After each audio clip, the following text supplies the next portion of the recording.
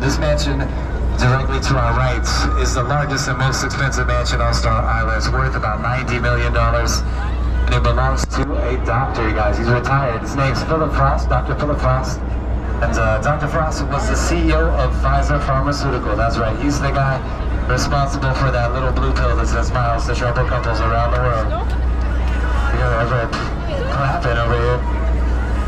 You guys check out that water feature on the steps. We like to call that Viagra Falls. Our jokes used to be worse, you guys. Used to be worse. For example, we used to say the monument over there was erected in his honor, but we don't say that anymore for obvious reasons. We can't say that. And we completely stopped referring to him as the hardest working doctor in the industry.